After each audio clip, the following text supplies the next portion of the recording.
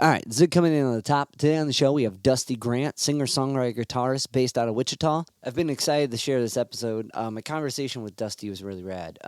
He's a really down-to-earth, got to put the work in type guy. And like when you do in a creative outlet, such as music or whatever, there's nothing but work and nothing but self-reflection.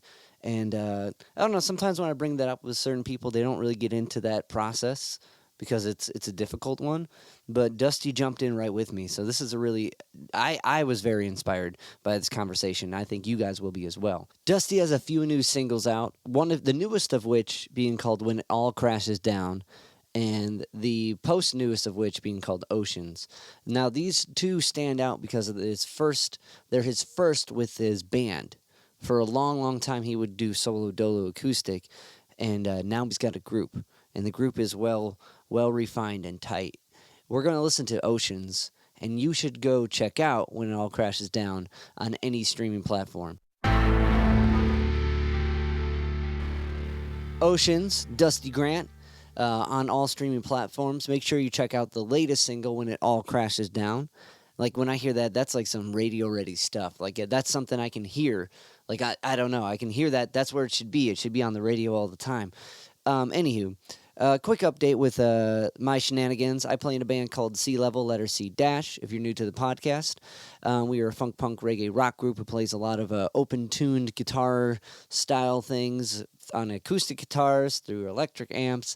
I know it's a lot, at least in the description, but you might dig it if you dig guitar stuff. Anywho, last week we were supposed to open for Yellow Man. That show got canceled. If you bought tickets, make sure you hit up the grog shop. They will refund you. Yellow Man canceled all his July dates. And what was cool about going into this conversation you're about to hear now, this was right before I opened up for John Doe. And I was getting kind of in my head about opening up for someone you admire. Like, when you do something long enough, eventually you get a yes or two. And this is right before we got our yeses. Yeah, you can be local sport. And, you work really hard to get to this point. And at one point, Dusty gives me this amazing advice that really, really made me check myself before going into the John Doe gig. And if you're hip to John Doe, I did an interview with John Doe a few episodes back. He's the frontman of the legendary punk band X, and he has a folk trio. I opened up for his folk trio at the Music Box Supper Club earlier in June. Anywho, all that being said, if you got Yellow Man tickets and you didn't get refunded, make sure you hit up the grog shop. They'll refund you. And as far as what C Level has going on, C-level, we are playing at the Bop Stop July 21st for Hip Hop at the Bop Stop. And you're like, well, in that description you said a bunch of genres, but you didn't say hip hop. That's because we don't really do hip hop, but we do hip hop when we're asked to. Kind of. Anyway, my friend Doc runs a really rad organization called Refresh Collective, and he teaches kids in the inner city how to make, produce, write, record, and perform music, and specifically hip-hop. And it's an amazing program, and anytime he's reached out for anything, I've always said yes. I've done a few like gigs with like backing as far as like bass or guitar or playing in the corner while they do other things, like anything to help out, because I've seen the kids in this program flourish and become amazing musicians and songwriters and rappers and performers, and it's a really, really cool program, and I'm really happy to see stuff is taking off. And they have an annual benefit at the Bop Stop called Hip Hop at the Bop Stop, and they wanted to act in between, and that's going to be us. So C-Level is going to play a set, and then we're going to play with the kids.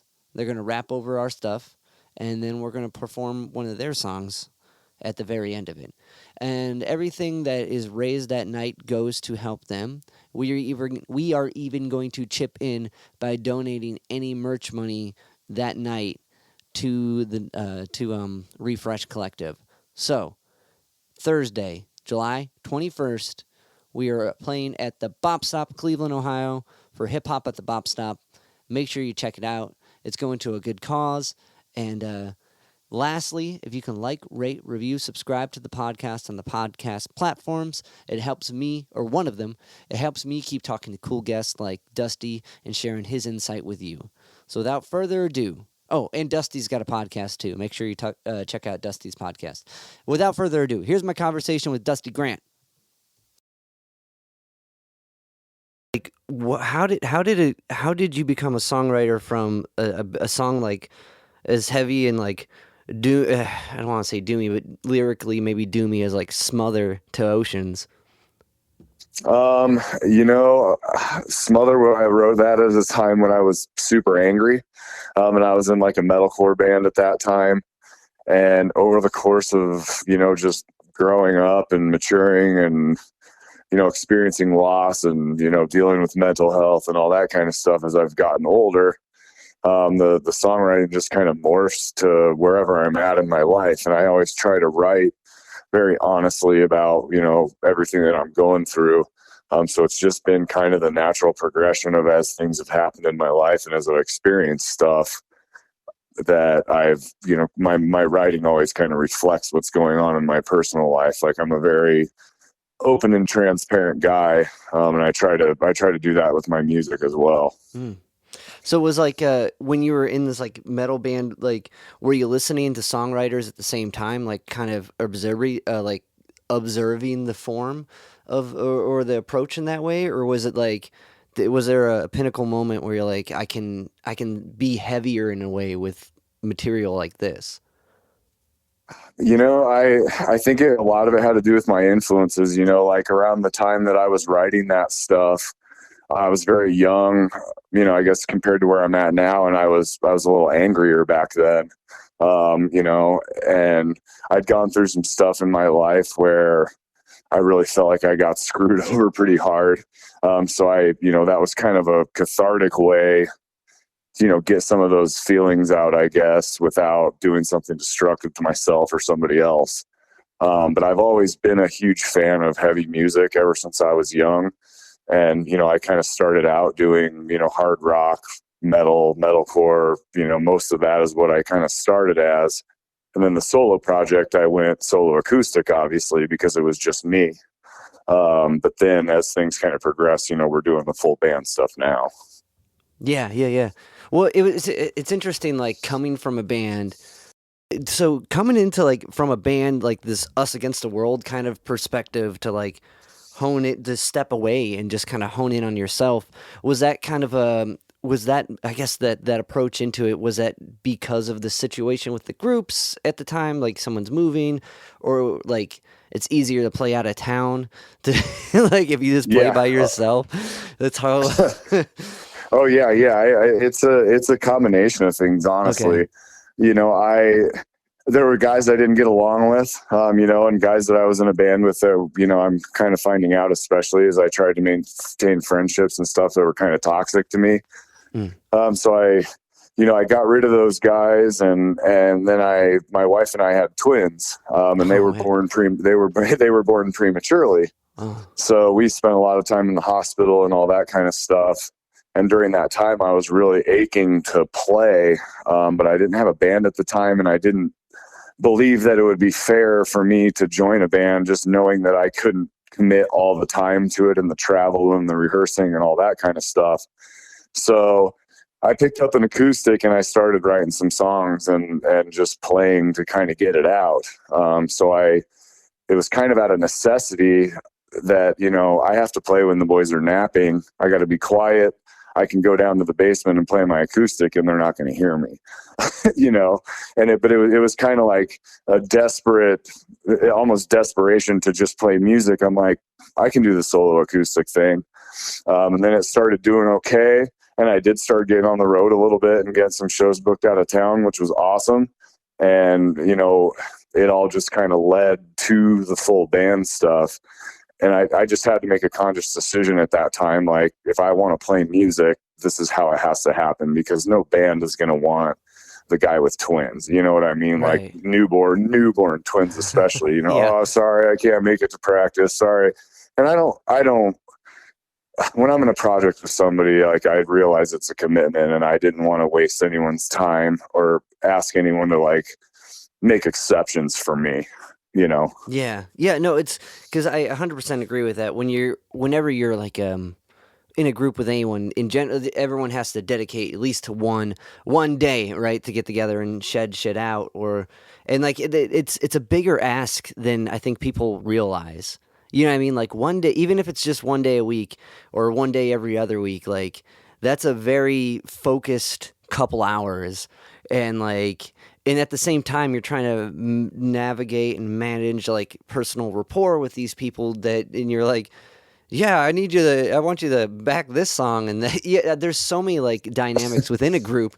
Like it is like I don't know. I've been playing a lot of like out of town dates by myself because it's easier just to go and do it, right? So whenever I see someone Right. kind of take that approach, I'm like, I wonder if it was because of that. But In a way it was, you know, 100% in a way it was. It was to the point where it was like, I'm sick of doing all this work and being in a project with people that aren't as committed and aren't as serious about this as I am. They said they were, but now that when it kind of comes down to nut cutting time, you know, you just kind of find out a lot about the people you're playing with. And it's like, I'd been let down in projects many times, and it was like, this was no different. And I'm like, I think I just need to step away from this for a while. And that's like one of the hardest kind of choices. Do my own thing. Yeah, it is. It like especially to step out and do your own thing when you haven't done that before. Like yeah. So you started singing from like a party, right? Like you just picked up a mic and went for it, and that's how music started for you. Yeah, pretty much. I had a friend that I was friends with in high school, and his brother was a drummer and he was a guitar player. And, you know, we just have beer bus parties over there or whatever when we were, you know, in high school and college. And they would always pick up their instruments and start jamming and stuff like that. And one night I just, you know, probably had a few beers in me and grabbed the mic and started singing some songs, you know, doing Deftone songs or whatever it might have been at the time. And, you know, it seemed like we had some pretty good response to it at the party. So it's like from there, it just kind of took off.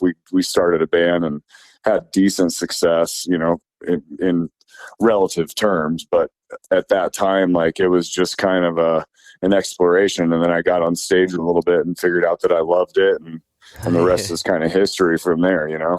It's crazy, like how one positive like house show or backyard gig like fuels you for like a fucking lifetime. You know what I mean? It does. It really does. Or even just at a successful open mic night set, and you're like, oh, I'm coming back next week. Like I definitely have rode that train before. Like, you know, but I that's super interesting that you just kind of picked it up and would like, did you like sing at all or have any musical like inclinations before that like happening or no? Not really. You know, I didn't play guitar. You know, I took some piano lessons when I was super young, but didn't remember any of it. Yeah. And I always just liked music, and like I was really diehard about it, and I could always remember lyrics, and I always sang in my car, and you know, I always loved singing. And so I just was like, fuck it, I'm going to pick the mic up at this party and see what happens. And then it just kind of went off, and it was like, all right, that's what it takes. And so I just started leaning into it. And it's just recently that I've been doing like actual formal, you know, vocal training and doing warm ups and singing scales and doing all that stuff. But a lot of what I've done has been mostly self-taught, you know, just kind of doing what I felt, writing a lot of stuff that sucked, realizing that it sucked, writing more stuff, you know, and just kind of learning from my mistakes and getting out there and trying to do it as opposed to talking about doing it. I think you learn a lot more from just doing it, even if you're not maybe fully prepared. There's never really a perfect time. So it was like, all right, I'm just going to go for it. And that's all I've been doing. And I still kind of have that mentality. It's like, let's get out there and do it and try it and see, you know? Right. Well, and I think that's the biggest, like the biggest step forward to do it. And it's just fine. And like, like even when you hear your voice on a mic, some people are really like, oh, well, that's, you know what I mean? So, you know what I mean? Like, so to kind of dive into that and listen back. But it seems like you have this mentality of like, just kind of like, just from our brief conversation so far of seeing where you're at and going forward with it. And that's such a hard kind of mentality to get, to be able to like positively look at your what you just made, critically be like, well, it doesn't work. That's not good. Yeah. Let me do it again.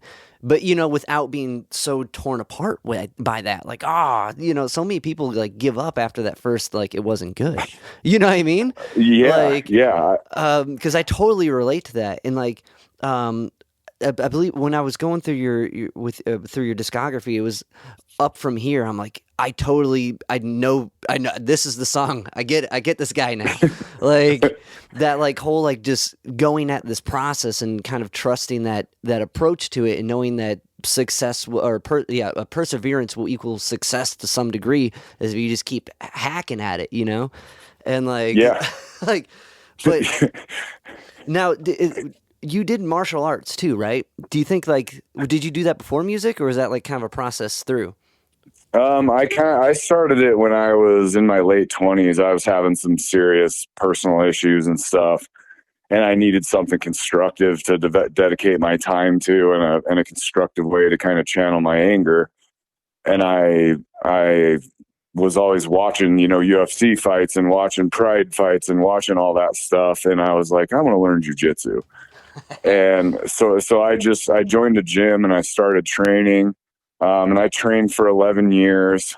And now I'm at a point where I've been injured enough and stuff like that to where it's like, I'm getting a little older, and I can't risk my long-term health for it. I had some neck injuries and stuff like that. And it's like, I can't, unless I'm getting paid to do this professionally, which I'm not. I have to be a little bit more considerate of taking those kind of risks, because it is hard training and there's a lot of live sparring and stuff like that. So I made it to brown belt. It was my goal to get my black belt when I started out. But I may end up getting back on the mats at some point, but I don't know when that will be, just kind of depending on how I feel. Yeah. Yeah, no, it's definitely like I'm a huge fan of like martial arts and Bruce Lee in particular, and his like philosophy. You know what I mean? Like more so how the mindset that comes with that type of practice, because that's so applicable to any type of practice. But It is. I tried doing one martial arts class with my sister a long time ago, and I was playing guitar at that time, and like they're putting you in these holds, and I'm like, I don't like how you're bending my wrist. Like, as much as I love this, I don't want to do this. Yeah, no, I took a lot of injuries, and part of the reason I've kind of backed off of what I was doing is because I was noticing, my hands were hurting. I got developed some tendonitis from playing guitar and doing jujitsu. There's a lot of grips involved, like really difficult grips and stuff like that. And it puts a lot of strain on your arms. And then I had the neck injury, and I started feeling tingling going down into my fingers and stuff like that, to where it was affecting my guitar playing, and my hands were cramping up. And I'm like, I got to pick one, I guess, and there's, music kind of feels like a dead end all the time anyway. But I knew that the martial arts thing was like, I'm not getting any younger. And I'm not sleeping at night because of these injuries and stuff like that. And it's like, I got to get some semblance of my life back. Just because I'm a guy that when I commit to something, I commit to it 100%, and I'll always take the hard rounds, and I'll always do the hard sparring and all that stuff. And I know how I am. So it's just like, man, I think it's better for me to just maybe steer clear of that environment for a little while and let my body heal up. Yeah. And that's like stepping away from the band. That's a hard decision, because that's it is. When you're in that grind of, I get better at this, I can see growth, there's that dopamine spike of, oh yeah, I can keep doing, you know what I mean? Like, it's so hard to like, especially when you enjoy it too, and it's a healthy, positive thing to step away from it. It's been hard. I've been, honestly, it's caused me some anguish, just because I'm a guy that likes to set goals. And when I set my mind to something, I don't stop until I achieve those things. But this is like a limitation that I have to accept. Like, you've been in combat sports your whole life. Your neck can only take so much damage. What are you doing? I got some x-rays and I got some MRIs and stuff that were very, like, kind of damning. And the guy was like, I can only tell you that the more you train, the worse this is going to get, that kind of thing. And it's like, man, I'm not sleeping already. I can't keep doing this. Fuck. Oh my God. Yeah. Damn. That's, yeah. oh man. It's one, the neck, the how connected everything is kind of freaks me out a little bit. You know what I mean? Like, yeah. Whenever there's like a cervical, like a spine injury of any kind, lower back, mid back, neck, that kind of stuff, it's like there's all these other issues that come from that, and then you start having to deal with those, and it snowballs into this thing, and it's like, man, I'm kind of tired of being uncomfortable, Yeah. It's crazy how there's this like amount of uncomfort that is exciting and like riveting, like drives you in a way. If you get through this uncomfort, something pays off. But the strive to get to comfort, right? Like whenever you're doing reps, working out, whatever, as soon as you're like, oh, once I get to 30, I'm done. Getting to, you know what I mean? Like the return to comfort is so endearing, and like it's that dopamine like amplified, and but to never get to that would be, or to have like a prolonged distance of that would be insane. Like. I don't know. It's kind of, it's like what you're saying. It's like kind of like shows. I put a ton of pressure on myself to perform well and to put on a good show, and I work tirelessly to the point of like almost just destroying myself, because I do take it seriously, and I just care about it. And I want to do well, and I don't want to walk off the stage knowing I left something out there ever. And so I work my ass off to be prepared for shows, but then you finish the show and it's like, oh my God, I'm so relaxed. That was so awesome. We made it through. We didn't completely fuck it up. Like, let's party. Let's relax a little bit. Let's celebrate that we did this together, or whatever it is. But it's similar to the training thing. I'd go in there and spar with guys before fights and like be like, man, I held my own with a guy that fights professionally. Like, that feels pretty good. I mean, I'm hurting, but it feels pretty good. And it's like, it's a very similar thing, strangely. Yeah, well, I definitely agree with that. The amount of like time you put into like making the flyer, promoting the thing. Did I do the right algorithm approach on the Facebook event? No, let me research on how that happens. 4 hours later, I need to tweak that. You know what I mean? There's so much that goes into it, and especially when you do what you're doing, you're playing out of town. Like I do like small out of town gigs at the moment. I'm trying to work up to bringing the band. And that's like seeing your approach. I'm like, he did it too. Like, you know what I mean? Like I would talk with a buddy who was a promoter. He's like, yeah, we'll get you a show trade. I'm like, well, I'm just going to go out there by myself and meet some people and then bring the homies in and see how that goes. And it pans out eventually. Yeah. I've been doing like, I've been doing like, I've been getting a couple acoustic offers to play solo. And I'm like, I guess I'll take those, because the band shows are harder to get now, man. It's expensive it's expensive to travel, to haul a trailer and do all that shit. And it's like, I understand venues can't always pay too, so it's like we're in this weird limbo with the full band thing a little bit, booking, but that stuff is kind of beyond my control. Like I can't make people reach out. I can't make people book it. It's like, I just have to do what I can do to keep growing it and just try to stay true to my game plan and believe in it, whether or not it's going to work, who knows? But it's like, you have to make your mind up, and you have to go for something and adjust along the way. Definitely. And I think that's make or break for a lot of like groups that just kind of start and no one, because that position you're in, kind of forwarding everything, you know what I mean? Like handling all the songwriting and the creative end of it, right? And the business end of it, as well as being a parent. You know what I mean? There's so much into that you have to segment that time and be that focused. Was there a particular individual that kind of gave you this 100% in mentality within your life? I think it starts with my parents. My parents, for sure. My dad was always a super hardworking guy.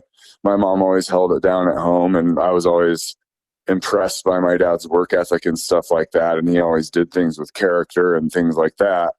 And then sports, you know, understanding that, like, you know, I played football, and understanding that, like, you have to be there every day this summer if you want to play. Like, you don't get to just show up and run out of the tunnel and be the star unless you put in all this work that it takes to get there. And I've just been able to apply that to the music thing because I think they're very similar, you know, weirdly enough, like martial arts, sports, anything like that, where you're trying to like achieve these goals. They don't just fall in your lap, you know, because you want them to. You know, you have to put in the work. You have to do the symptomatic things. You know, you have to play scales. You have to sit down and sing scales. You have to learn the marketing, whether you want to or not. And that, I mean, I think it's a combination of my parents and sports, honestly. That makes a lot of sense, because like I even noticed, like, when looking at live pictures and live videos of you guys all wear black, right? You have this uniform. I had a whole discussion with a buddy of mine from this band, Tree No Leaves, about being in uniform and how that kind of unites a group and makes that team effort, and so, like, kind of unspoken, and like how that pans out musically. And you're 100% right with it's being it's getting the good grades so you can play. You know, it's putting up with the booking, I guess, would be the same, the equivalent of getting the good grades. You know what I mean? Like, sending emails where people are like, that makes sense. Okay, we'll try you out. Like, the booking is the word. To me, for the music, as an independent artist, man, the booking part of it is it's not even close to me. That is the worst part of it. It's such like that. I can handle like doing this and like press and I can learn the format, the image, the fit, the flyer. I'll learn what fonts work best. I'll watch any like psychology of that. But when it comes to the emailing for the booking, because it's so like the void, you know what I mean? You're just sending stuff out. You're like, this is getting closer to that day. I don't want to just drive through town. Well, yeah, and you're sitting there doing the booking, and it's like, it's just the most humbling experience in the world, because there's just gatekeepers in the music business, whether people want to acknowledge it or not. And if you're not buddies with the gatekeepers, or you're not buddies with the gatekeepers' buddies, to where someone will make a connection for you, and you're just like going in completely cold to a new area, or you're a new rock band and you've been a solo artist and you're trying to book a big band. It's like it's just so challenging to get, you know, connected to these gatekeepers, and people can say whatever they want. But the fact of the matter is, like, if you want to have a chance in music, you're going to have to network and you're going to have to make connections. And so it takes away from playing and writing and, you know, doing all your stuff. So you have to have a lot of balls in the air. And I always find myself, you know, cussing about the booking no matter what. I definitely agree with that. That it's definitely the worst. And like you're saying, but once you make that one connection in whatever, once you play in Columbus for the first time and you meet like Scott, right? He can at least send you to a person who knows Scott. You know what I mean? Like, or but it's those first bites that are so crucially important, and that's playing in those basement shows or whatever, you know? Yeah. Oh, yeah. My solo acoustic, I did some very, very suicide mission solo acoustic stuff, like where I didn't make any money. I played to empty bars, all that, but like, it still looked good on the resume, you know? Like, I was posting flyers where I had 25 dates booked, and, you know, 15 of them were out of town. Yeah. So you start to like build this profile, and people are like, man, this motherfucker is dedicated and he's willing to bite down on his mouthpiece and just plow ahead and just get them one by one if he has to. And that's how I am. It's like, if I got to go out and get them one by one, then that's what I'll have to do, you know, because I love to do it. And I like to do things full speed if I'm going to do them. So it's just like, I try to have that mentality, but it does wear you out. You know, you have it does put you through some mental anguish quite a bit. I've been dealing with it lately, you know, like the last week or so, I felt really like disconnected and I find myself like sometimes getting too focused on the results instead of the process itself. Like, dude, all you can do is record this song the best of your ability, do the video to the best of your ability, get the coolest graphics you can, run your marketing game plan, and it is what it is.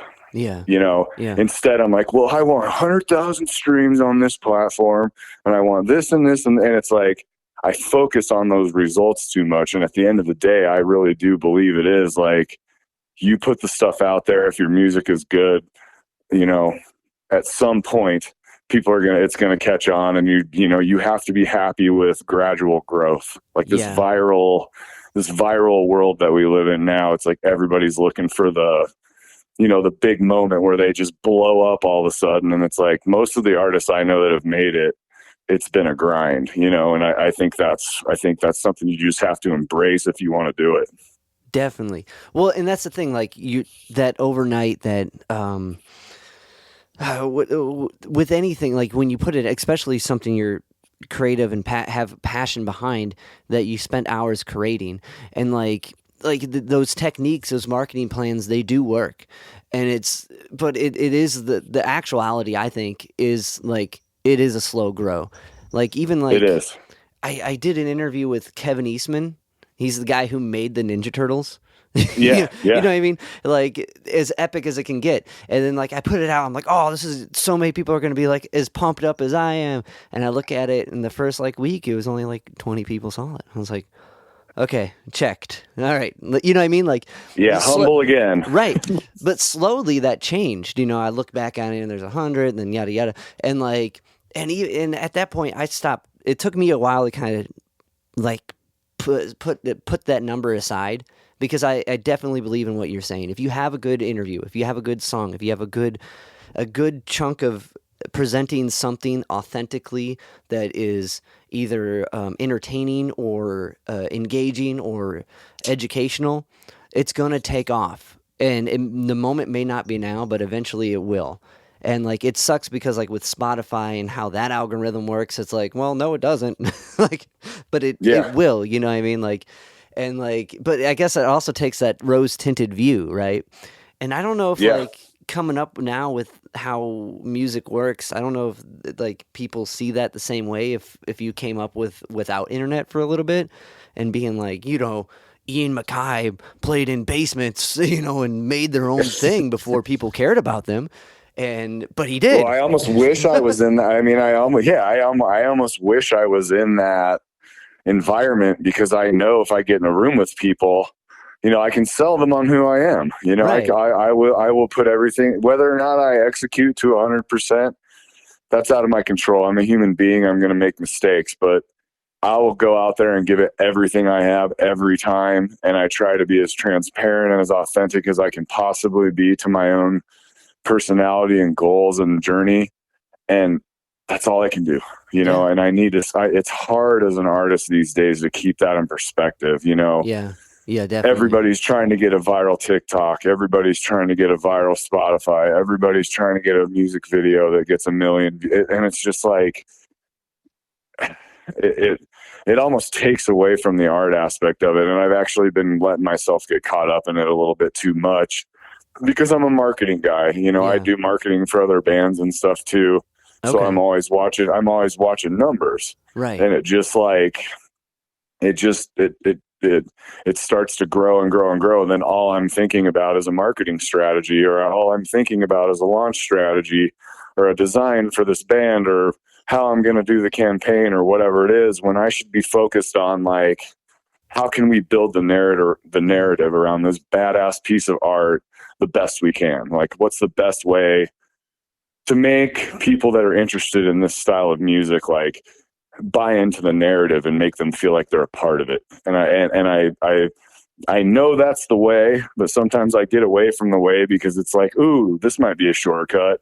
Oh, this might be a way to get these streams up 1,000 more. Oh, this might be that. And then you've kind of lost the reason you do it in the first place. And sometimes, but you have to be aware of the numbers though. I mean, you have to, it's like this weird balance, Definitely. It's definitely the yin and yang of it, right? Those numbers are huge, maybe digitally, but how many people showed up to the show? Well, I couldn't have got that show unless I had those numbers. You know what I mean? Like, there's so much, Yeah. like, they both matter. And like, so that's interesting. I didn't know you did marketing for other bands. Is that just through this process of doing it for yourself? People were like reached out to you and you're like, I can help you. Or was it something you were Yeah, doing before I you was, applied? I've always been interested in it ever since I started being in bands. I liked the marketing and advertising and administrative part of it. I'm a little bit unique in that because I know a lot of artists are, if they could get rid of all the social media and marketing shit and just create, Yeah. they would. Yeah. For me, it's like I like having a hand in that. So I got pretty good at it, just marketing my own music and doing it all on my own and just learning.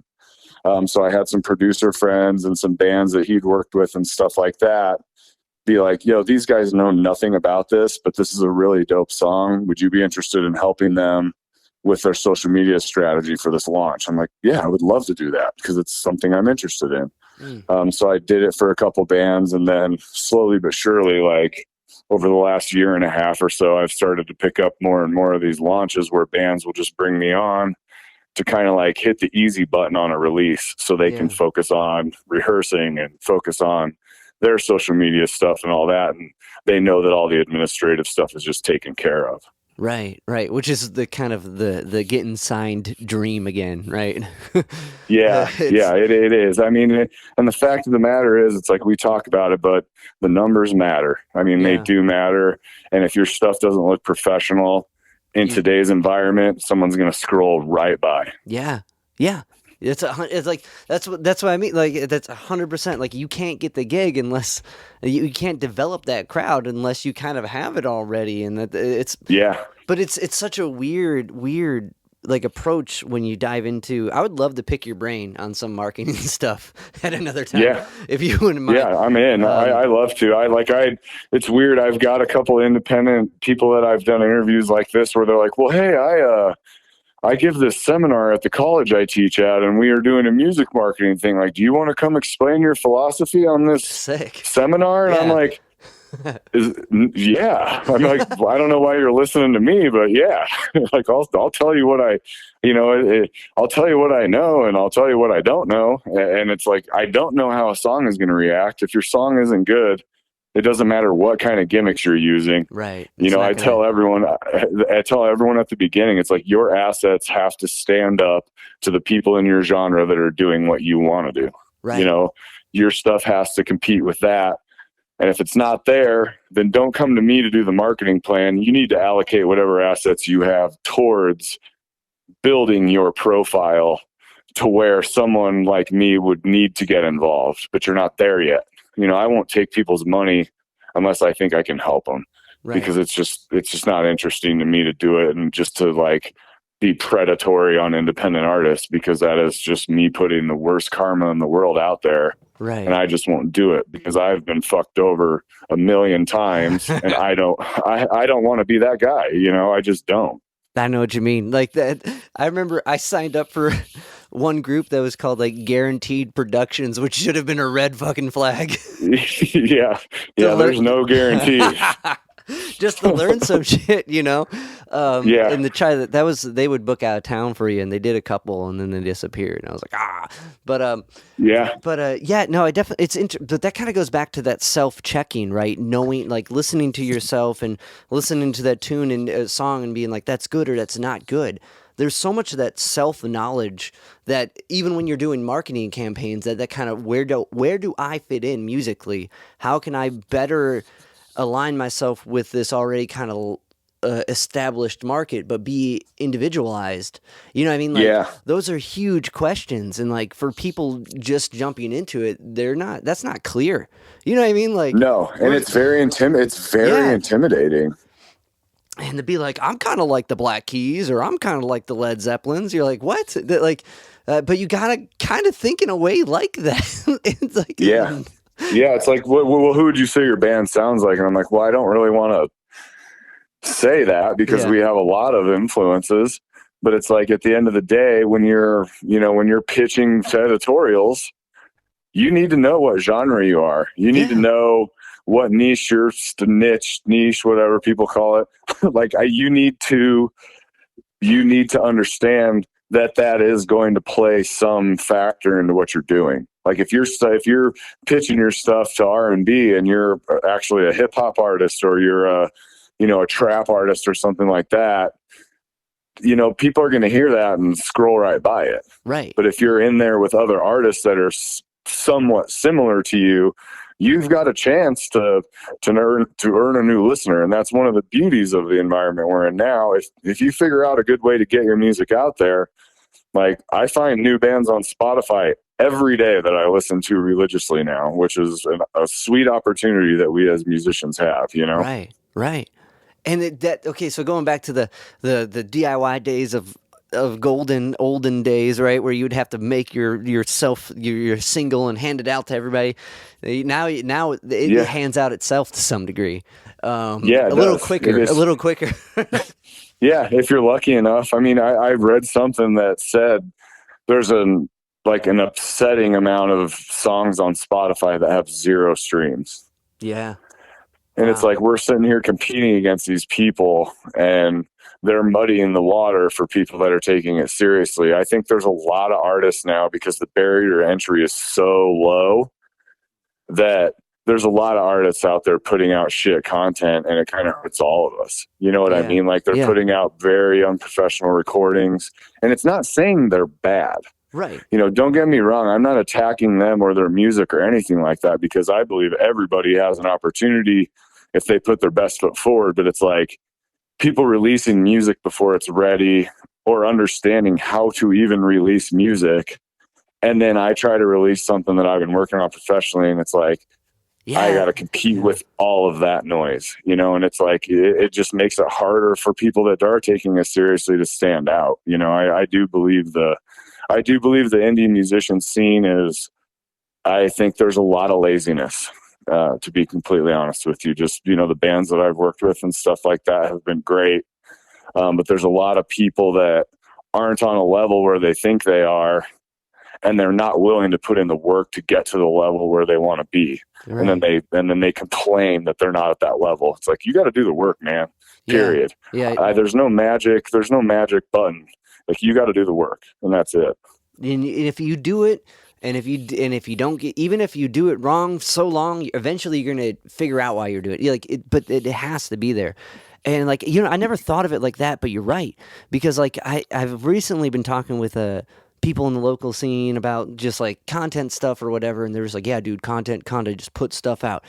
I'm like, well, if you're just putting stuff out, right? If you're putting out 25-minute ambient jams, like I didn't think of it in that perspective, because I just learned this thing about how you can find your population or popularity ranking in Spotify.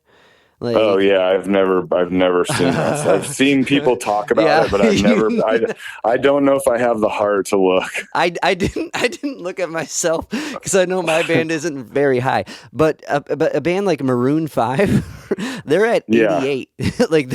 They're not even the most popular. Yeah, they're not even the most, I don't even know who would be. And I'm sure there's that has to fluctuate, as in Kanye just put out a new release. Of course that's going to be now number 1 or whatever, or the Beatles still exist, but you know what I mean? It's crazy. I never thought of it like that, because that definitely makes, if there's still 88 and there's more shit coming in every day that's ambient, not to put ambient. If they're not even number 1, what the fuck is going on? Right. Is there any chance for me? I'm probably number 7 billion. Definitely 0.2 if that's where you. Yeah, you know what I mean? I don't even hit the chart. Oh my God. It's humbling. Yeah, but you're sitting there, and you're being I've personally been passed on for opportunities by people saying your music is great, but your numbers are not. And your numbers aren't your numbers aren't where they're supposed to be, so we're gonna pass.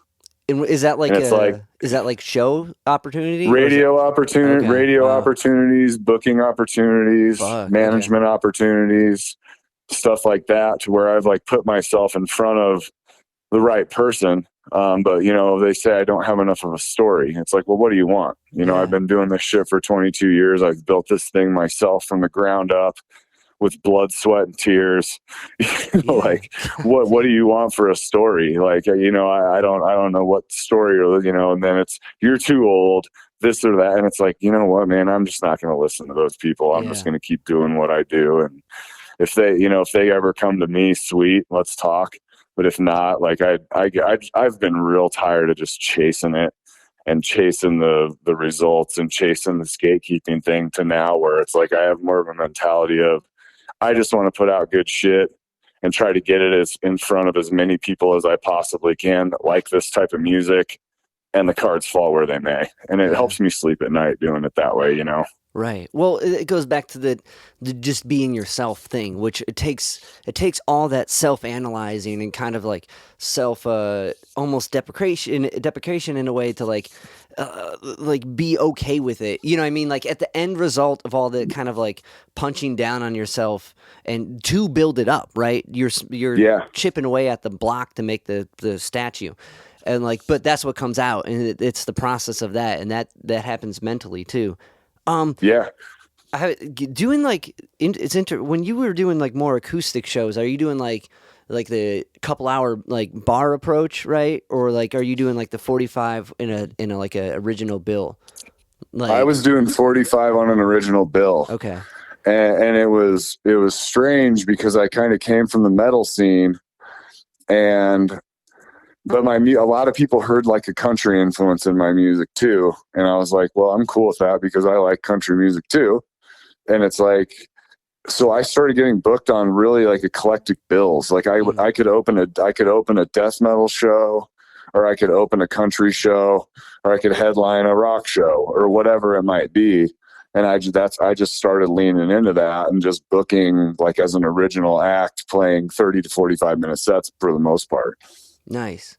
Because the reason I bring that up is because like doing those like 2 hour to 4 hour bar sets, right? That for me, like it fucks up my voice. Like, and like now that you're taking like vocal lessons and stuff, is that kind of like a preservatory? Like, are you having like a more like difficulty not losing your voice, or is it just a honing type of approach?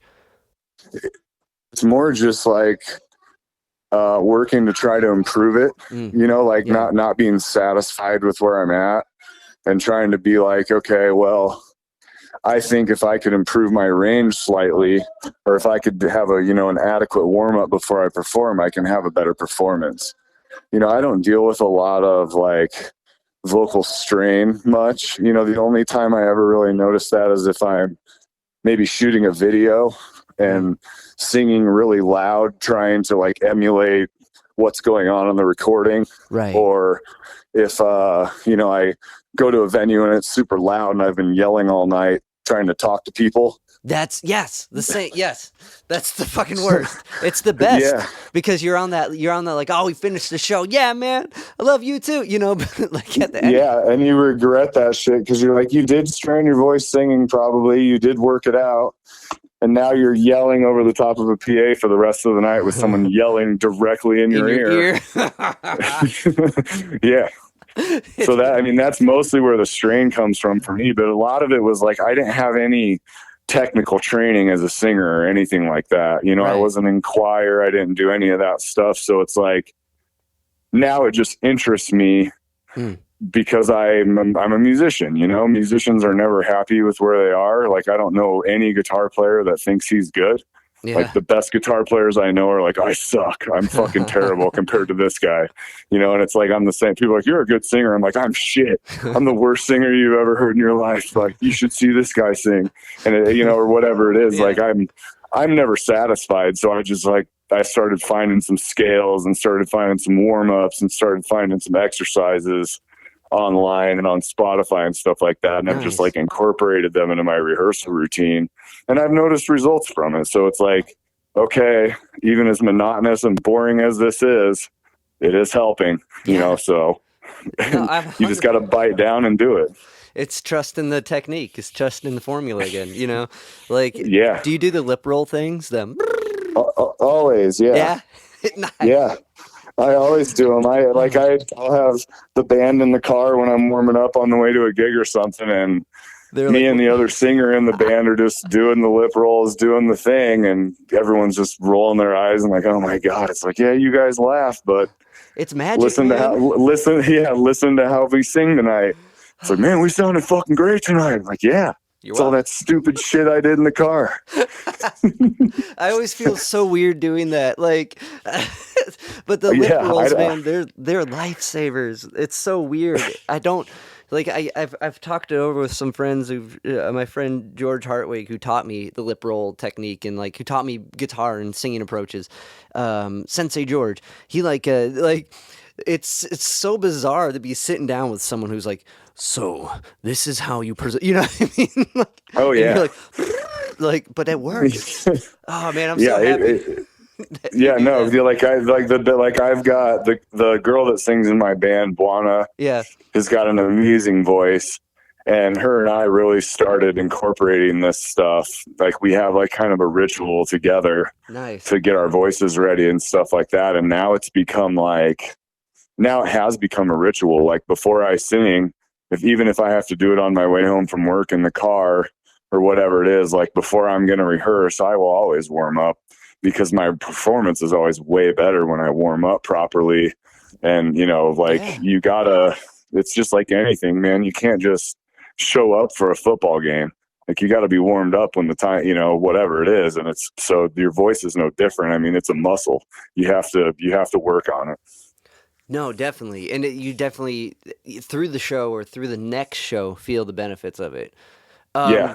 So working with a band, like, so from coming, like doing writing all by like, and hitting it all by yourself, like I noticed with Oceans, there's like, it's different in like in a very different like production way and like kind of a songwriting way, like, but it's still you. Like it still matches what I've listened to before it. Like, so working, it was with the guitarist, right? You guys kind of really harped on ideas. What was that like, kind of stepping from writing by yourself and then working with someone? Like what were some of the like writing like approaches they took that kind of made you reanalyze what you do? Or did it was a relief and a welcome step for me, honestly. Like I'd been kind of pulling the weight all myself, and just the fact of the matter is that Jason is a million times the guitarist that I'll ever be. So it's like, why wouldn't I let that guy write the guitar parts instead of me? He's got 32 years in. I've got 7. Of course he's better than me. He's phenomenal. And so something, we had one of our friends was killed in a hit and run. Holy shit. And he was one of our, mentors and a really close friend of both of us. And we were playing in the band at the time, and he wrote the guitar parts and stuff for Oceans, and I wrote the lyrics for Oceans, shortly after our friend had been killed. And we hadn't heard each other's thing at all. We just kind of on our own had written some stuff. And then he's like, well, hey, I got this riff. He's like, it's not going to work for my other band. You want to check it out? And he sent it to me. And then I had the lyrics for Oceans, and I started singing over it. And I was like, man, this fits perfectly. And so we got in the studio together and realized that we have a really awesome chemistry writing together. So he and I have written a couple others, and I'm sure we'll write a bunch more that we're going to be recording really soon. But it was welcome for me. I like to challenge myself, and I like to work with people that challenge me. And Jason definitely does. He's an absolute beast of a musician and songwriter. So it was like, I wanted to, I guess, see if I could, write on that level. And, Oceans really was a really heartfelt, tough song. And Jason and I have been friends for a long time, and it was the first song we wrote together. So the universe just kind of was like, hey, you guys are working together now, based on what thing, and lately I've been, when those types of things happen, like I don't fuck with the energy that the universe has given me. Like if the universe is telling me to go in this direction, I just go. and I don't ask why. And so we wrote this and recorded it, and it's done really well. Yeah. And you know, we've got a bunch of other stuff that we've got planned, but it's like, I think Jason and I are like just scratching the surface of what we can do. So that's, you know, it's exciting. That's badass.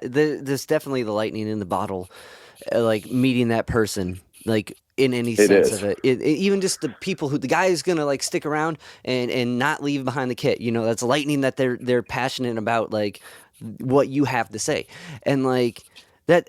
So that kind of diving into like when you're in the studio putting the song out, like is there any like production stuff that he like? Because I noticed the vocals, like I can't tell if it's a harmony or a double, but there's some really cool vocal like something you added to your vocals on Oceans that really stuck out in my brain. I'm like, I hear that, but I don't know what it is.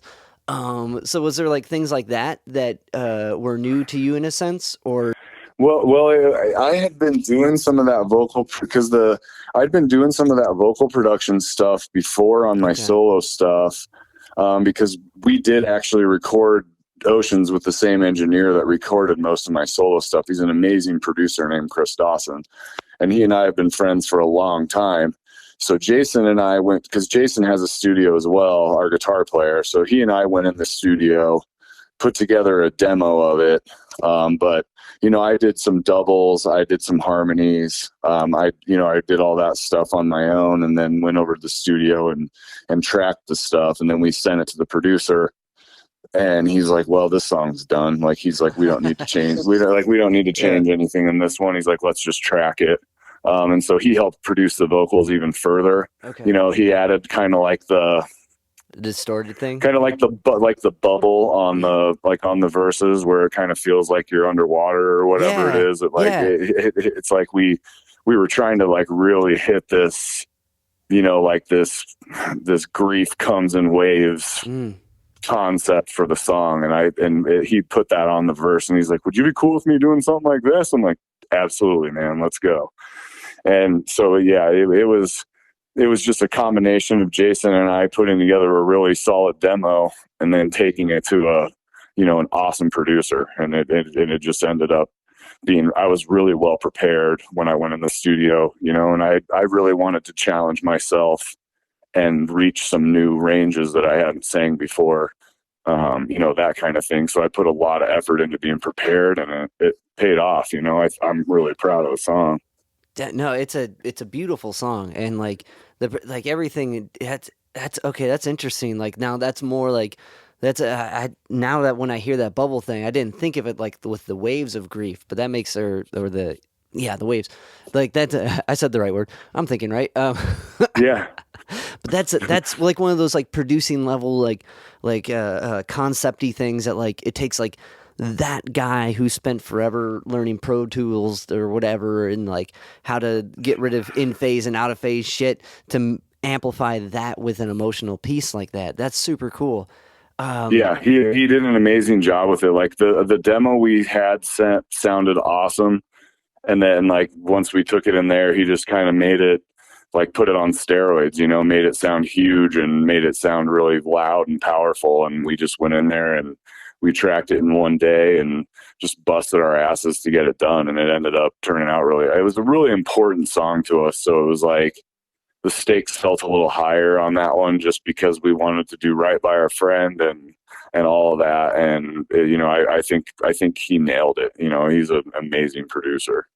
It also is interesting too with the like putting yourself up to another level with another like a thing like songwriting, right? And putting yourself in that uncomfort zone and being with someone else who's like more adapt to it. And yeah, that's such an admirable trait, you know.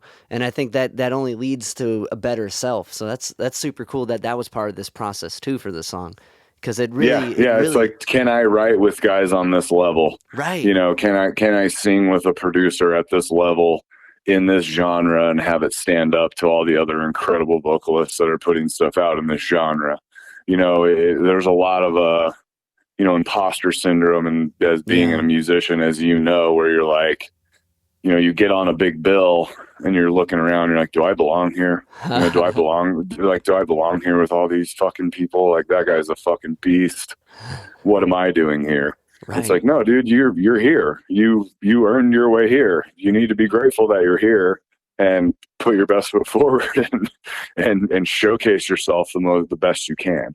But it's like, I'm always like that. Like, I don't have much of an ego when it comes to someone telling me something doesn't sound good. If a producer tells me, man, you can do that better. All right, let's keep going until I get it right. Right. If someone tells me that part's too long, that part doesn't fit, whatever, like, I don't have an ego about it. It's like, it's about the song. Right. We want the song to be as good as it can possibly be. This has nothing to do with ego. It has to do with good songwriting. So let's leave the egos at the door and understand that things can change when we go in the studio, and the producer is going to tell us stuff and it might hurt your feelings. And like, even if it does, you have to be like, okay. And you have to step up when it's your time and crush it. And then it's like, you mold yourself into a stronger artist by putting yourself in those uncomfortable situations, Yeah. I don't like when I'm recording stuff and like he's with the guy I'm working with will be like, yeah, that was it. I'm like, let's do it again anyway. Like I got so that can't be right. That was like, we got to keep doing it. I got such in that workhorse like mentality of like, I was that way. You know what I mean? I was that way for forever. I'm like, he's like, no, that was it, bro. I'm like, let's play the bridge again. He's like, no, we're not playing the bridge again. He's like, you got it. He's like, I'm the producer. I'm telling you, you got it. You're paying me to produce this song. Move on, and I'm like, and he's, he's being funny about it, but he's also like telling me like, dude, I'm listening with a producer's ear. You got it. Move on to the next thing. And so now when I go and he goes, man, I'm digging that, I just leave it. Even if I'm like, man, I don't feel great about it. He's got the ear. Right. He can hear if something is 2 ticks flat. He can hear if something is, I can't necessarily hear all that stuff. I don't have as nearly of a student ear as he does. So it's like, you trust this guy to produce this song. Let him produce it. Let him do his job. You do your job, and it's like, you try to have that mentality and it just goes smoother and the results are always better. Definitely. And it's a whole nother style of listening, you know what I mean? Like, but it's also finding that guy you trust and that guy who actually wants to help you, not just like keep making money for the studio. You know what I mean? Like, there's a difference in someone's genuine, like, when you're in a bill, when you're playing for like a bigger act, and like me and my bass player, we've lucked out, knock on wood, we've got some really cool, like, opening acts. Like, we've been working at this for like 10 years, and we finally got a couple yeses, you know what I mean? And and like, that's such a good feeling, but like at the same time, you're like, well, how do I strategize for that? Now, do you find, like, I personally think like you just want to go there and be yourself and maybe try to match the crowd? I don't know if that's right though. What typically has worked for you? It started for me last year. Like, I went on a tear where I had, like, we played with Danielle Nicole, who's a Grammy nominated blues artist, was our first show of the last year. And then we played with Daughtry, and then we played with Candlebox, then Blacktop Mojo. And then I got an opening spot solo acoustic for a dude from American Idol. And like, I went on this tear last year where I just had a lot of these big shows.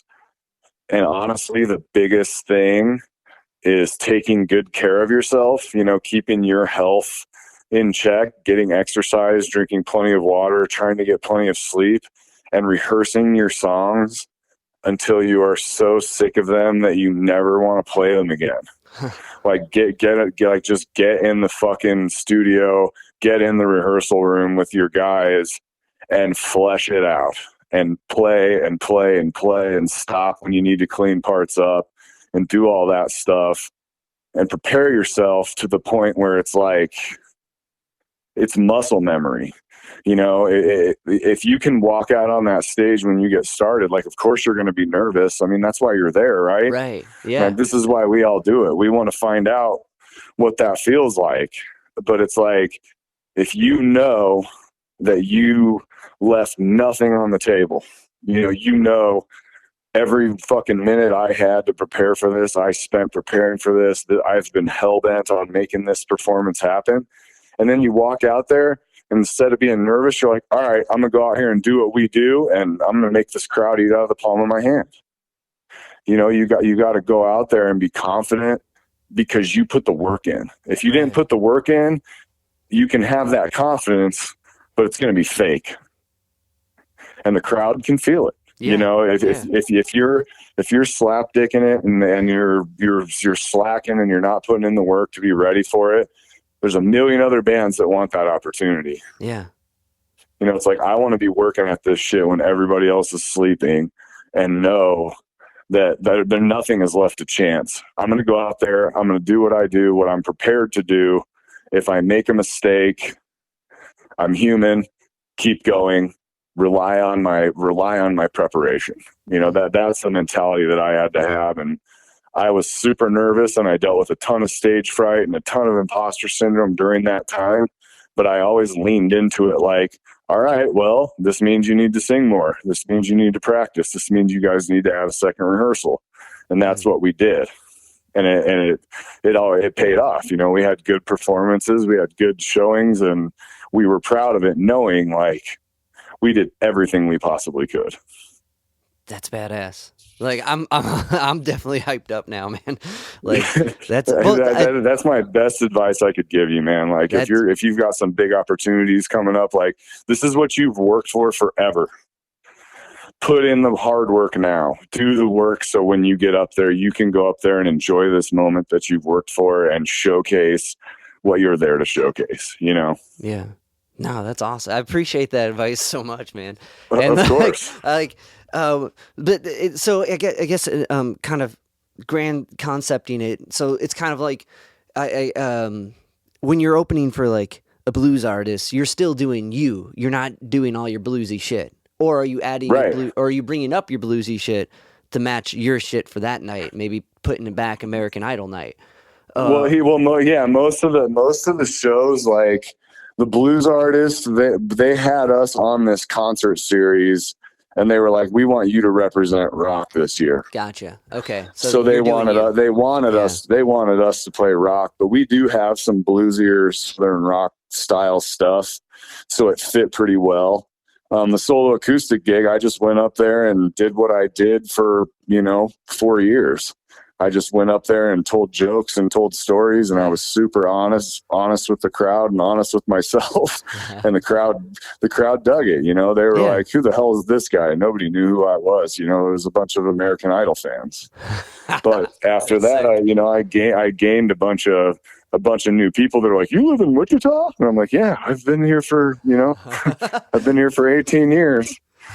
Too bad it took an American Idol guy to let you know that I live here, but I've played 600 shows in this fucking town. It is like, in a way, the coolest thing to be like, yeah, I've been around here, but also the most demeaning at the same sentence. You know what I mean? Like, yeah, you're like, I've been working so hard to develop this market, and nobody still knows who I am. But Dusty, this has been an awesome conversation, man. I really appreciate your time. Before we wrap it up, do you have a new single coming out after Oceans? Like, I saw there's a video lined up, so let's kind of talk about what you have coming up. So the next song drops this Friday, the 17th. Okay. It's a song called "When It All Crashed Down." It's actually an adaptation from one of my acoustic songs that I had on my Trapped Here EP. But I got together with the band, and we kind of put together a full band, like hard rock arrangement of the song. And we started playing it live, and people were like, "You guys got to fucking record that. You guys have to record that and put it out." So that's what this one is. But it's a song that I'm still proud of, and it's a song I wrote about, like, you can hide from your shitty behaviors all you want, but eventually you're going to have to own up to all the shitty stuff you do. And we as humans, like, you can't hide from things. You have to accept you have to accept your mistakes and you have to own up to your mistakes and you have to, you've got to persevere through that stuff or whatever. But this song's super like, it's fairly negative, like gloomy song about basically like when you hit rock bottom because you can no longer hide from your demons type thing. There's a magic to when a group of people, especially if it's a new group, right? Or just when a group of your friends or people you're working with bring that message to life. You know what I mean? Like when you're trying to describe the fill, but you're a guitar guy, you can't say I need paradiddle, triplet, whatever. Like, and then they just do that thing that's in your head. Like it's such a magic, like special thing. Like that's badass that this next one is really highlighting how tight you've gotten with this group and like how much they bring out your message. Like the other, they do. I like, dude. I think, the people I play with, I'm constantly in awe of them, and I'm like in the rehearsal spot, just going, I can't believe I get to jam with these people once a week. I can't believe they even like me enough to play music with me, like, or anything like that. I'm always like super humbled by them every time we get together. So to have this, and this is the first track that my friend Bwana and I have sang on together, but we've sang together for years and years and years. And so this is like, it's kind of special to both of us that we finally have something recorded together, Yeah, that's awesome. But I definitely agree with that just like, why are you guys here? This is so awesome. Thanks, guys. Like, you guys like me enough to do this shit? If you guys are going to go to Arkansas with me in a van, okay, let's go. I don't know why you guys are doing this, but... We'll have lunch, I think. Like, hopefully we make enough for that. Maybe I can get us another room. Yeah. We won't all sleep in the van. I will. Good night, friends. I always consider myself lucky, man. Like, I've been in a lot of bands where this guy or that guy has rubbed me the wrong way. Yeah. And in this project, there hasn't been any of that. Any negativity that's come around, we've cut it out quickly. Nice. And it's been super positive. So I think it has to do with a lot of our age and maturity. And it's just like, it's an absolute pleasure to play with these guys. So that's awesome. That's like, I was geeking out last Monday when we went over new stuff with my group, and it's just that's such a cool feeling, and I wish everyone could feel that type of support, oh yeah. But what else? When's Arkansas? When's the show that you guys? We played in Arkansas on the 29th. Okay. I've got a couple acoustic gigs lined up, solo acoustic gigs, but I think Jason's going to play some leads with me. Sick. And then I'm working on some shows, but I don't have anything in pocket right now. I'm kind of in a weird place where booking is, booking the machine is getting tough because you have to have, you can't just travel 5 hours and 5 hours back for $100 anymore. Right. Like it's getting super expensive to travel, stuff like that. So I've been trying to be pretty selective on what we play. But that doesn't mean that we don't want to play. Like, I want opportunities and I want to get out and play. It's just like we're kind of in this limbo where we're trying to get stuff booked, kind of trying to figure out the logistics of what we're going to do there. So hopefully that'll all come together here soon, because I do this for the shows. So if I don't have shows lined up, it kind of stresses me out. I've been in that place like for a couple weeks now where I'm like, man, we got to get some shit booked. But it's I'm just trying to be patient, and I'm just trying to trust the process and be like, just keep releasing good music that you're proud of. Everything will fall into place when it's supposed to. Be patient. And I'm not a very patient guy, so that's hard for me. I definitely relate to that so much, man. This is hitting a little like too home. Yeah. Do you any podcast? Because I know you got your podcast. Any new episodes or stuff with that coming out? I don't have anything on the books. Okay. I did that podcast kind of during COVID, just because I had to cancel a bunch of shows and stuff like that. So I started doing it, and then 32 episodes later, I was like, holy shit, I have a podcast. Yeah. But it got to the point where, when the music thing started picking up again, I had to pick Yeah. because I only have a limited amount of free time in the day. I kind of tabled the podcast for the moment just because it was taking up so much time. And now it's like we're using that time to rehearse, write, do marketing for the singles, stuff like that. So it's like I just have it's not that I don't want to continue the podcast, because at some point I know that I will probably. I'm just in a place right now where I just don't have the time for it. It's definitely like, when you're bringing someone, I don't know, I like to do a stupid amount of research, and like that definitely takes up time, especially when you're trying to, like you said. But that's awesome, man. Well, hey, if you ever like swinging out in Cleveland, drop me a line, man. I would love to catch you live or help you put something together, whatever that looks like. Awesome, man. Well, hey, have a good week, and I'll talk to you soon, my friend. Yeah, you too, man. Thank you for your time. Appreciate you.